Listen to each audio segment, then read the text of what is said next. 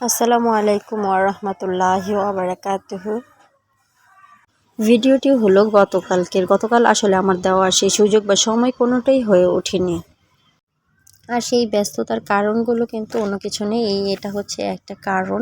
আসলে সকাল সকাল আমাদেরকে উঠে আমাদের যে সেটি যে গরুগুলো আছে সবগুলোকে আমি কৃমিনাশক করে ফেলেছি, আর এগুলো খেলে টেলে আমার মেয়েগুলো উঠিয়ে ফেলেছে। আর এদিকে আসলে বৃষ্টি ছিল বেশ কিছুদিন থেকে, বৃষ্টির কারণে সব কিছু কিন্তু উঠানে একটু কাদো কাদো ভাব।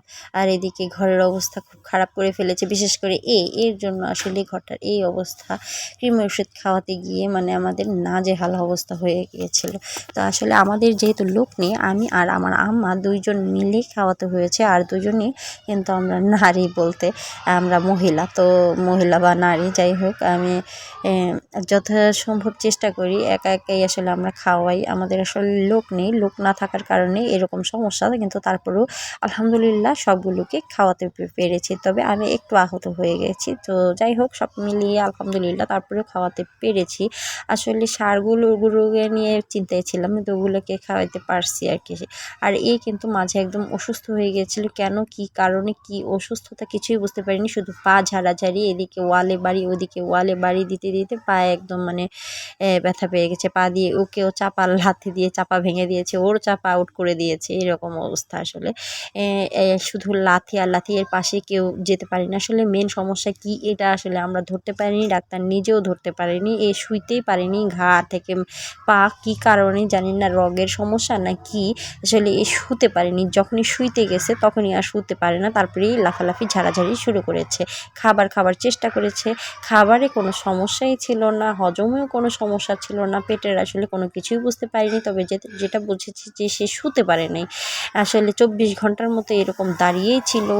যতই শুইতে গেছে তখনই ওর লাফালাফি শুরু হয়ে গেছে। আর যে মুখারি না থাকার কারণে ওর খাবার খেয়ে ফেলে। আর এদিকে ও কিন্তু খাবার একা একা খায়, ভালোই আছে। এর পেটটা একদম গোল ছিল, আমি এসে দিয়ে দেখেছি। তো ওকে কৃমিনাশক প্রথমে না করার কারণেই এই অবস্থা হয়েছিল। তারপর আমি কিন্তু এসে কৃমিনাশক করেছি ওকে, কিন্তু করার পরেও আসলে এর পেটটা একটু ঝুলো ঝুলো ভাব কিন্তু ছিলই। তো এই জন্য আমি আবারও ডাবল ডোজ হিসাবে, মানে প্রায় 1.5 মাসের হয়েছে দিয়েছি কৃমিনাশক। তো ওই জন্য 1-1.5 মাস পর দেওয়া যায় ভেবে আমি আবার দিয়েছি। অবশ্য আমি ডাক্তারের সাথে পরামর্শ করে তারপরেই দিয়েছি। আর একে কিন্তু গোসল তার পরপরই করে দেওয়া হয়েছে, সবগুলোকে আসলে গোসল করিয়ে দেওয়া হয়েছে। আর এর পেটটায় যেহেতু একটু একটু ঝোলা এখনও আছে, আসলে আমি আসার পরে এর স্বাস্থ্য আরও অবনতি দেখেছিলাম। তো তারপরে যাই হোক ভিটামিন দেওয়া হলে এখন আমি আবারও দেওয়ার চেষ্টা করছি কৃমিনাশক করে, তারপরে যা আছে লিভার টনিক দিয়ে দেওয়া হবে। যাই হোক, তো এরপরে এদেরকে গোসল করে দেওয়া হয়েছে সবগুলোকেই। তো এগুলো আসলে দেখানো সম্ভব হয়নি, যেহেতু আমরা মানুষ আমার নেই, যেহেতু আমি একাই, আর আমার মা কাজ করে যখন তো করি, আসলে একা তো আর কাজ করা সম্ভব হয় না। তো ভিডিও করার মতো মানুষ নেই, আমি অন্যগুলোকে গোসল করিয়ে দিয়েছি। আর এটাকে আসলে গোসল করানো হয়েছিল, এর মাঝে একটুখানি শ্যুট করে ফেলেছিলাম।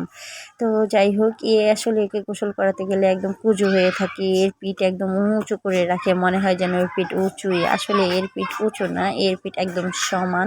যখন গোসল করানো হয় তখন একদম গুজু হয়ে যায়, কি কারণে জানি না। তো যাই হোক, একটু দুষ্টুই আর কি, একটু উপরে চড়ে ওঠে। তো ভিডিওটা মূলত এই জন্যই করেছিলাম, কিন্তু ভিডিও করতে এসে ভালো হয়ে গেছে সব ভদ্র। তারপরে ওদেরকে শুকনো খড় পানিতে এমনিতে ভিজিয়ে দেওয়া হয়েছে যেন ওরা খায়।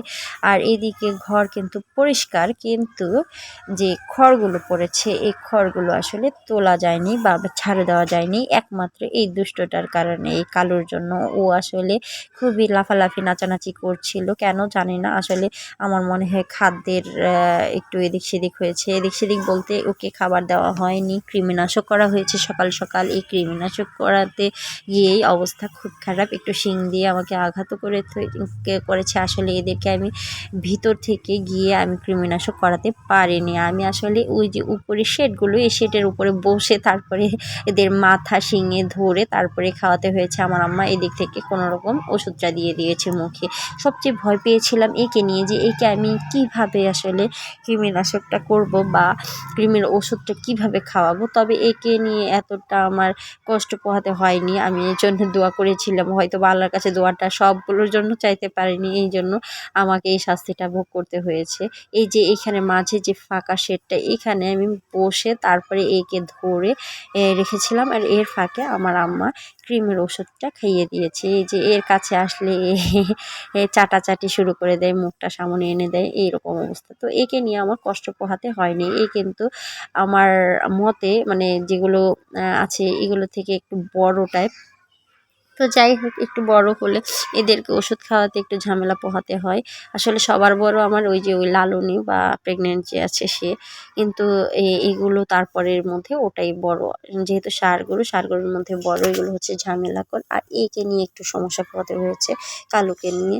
তো তো যাই হোক, ওদেরকে সমস্যা হয়নি, কিন্তু এই যে মাঝের যে পুচকি মানে লালটা ছিল বকনাটা, ওকে নিয়ে বেশি ঝামেলা পোহাতে হয়েছে, আমাকে লাথি খেতে হয়েছে, দড়ির টান খেতে হয়েছে, এই আর কি। আর এদেরকে আমি সেটার মধ্যে বসে খাইয়েছি, আর এদিকে রাগে ক্ষোভে খুব লাফালাফি ঝাপাঝাপি করেছে। একে যে ভালোভাবে গোসল করাবো আমি সেভাবেও পারিনি, শুধুমাত্র দূর থেকে পাইপ দিয়ে পানি দিয়েছি, কিন্তু ঘষে ঘষে যে গোসলটা দেওয়ানো, আমি ঘষে ঘষে সেই গোসলটা দেওয়াতে পারিনি। কি কারণে জানি না, হয়তো বা খাবার দিতে লেট হয়েছে, এই জন্য রেগে গিয়েছে বেচারা, অনেক রেগে গিয়েছিল। তো ওই জন্য একটু আদর টাদর করে দিচ্ছিলাম। আর এইদিকে একটু শান্ত হওয়ার পর আমার আম্মা ঘরটাকে একটু ঝাড়ু দেওয়ার চেষ্টা করছিল। আর এদিকে আমার যে সারগুলোর যে খাবারগুলো আমি অনলাইনে অর্ডার দিই, সেই খাবারটাও চলে এসেছিলো, কিন্তু আমি আসলে জানতাম না। আমার ফোনে মেসেজ এসেছে কিন্তু কল আসেনি। উনি ভুল করে অন্য নাম্বারে ফোন দিয়েছিল, যার কারণে আসলে লেট হয়ে গেছে। আর এটার জন্য তার তড়িঘড়ি করে আমাকে বের হয়ে যেতে হয়েছে। আর এই কারণেই মূলত আমার দিনটা অনেকটা ব্যস্ততা কেটেছে। আল্লাহ হাফেজ।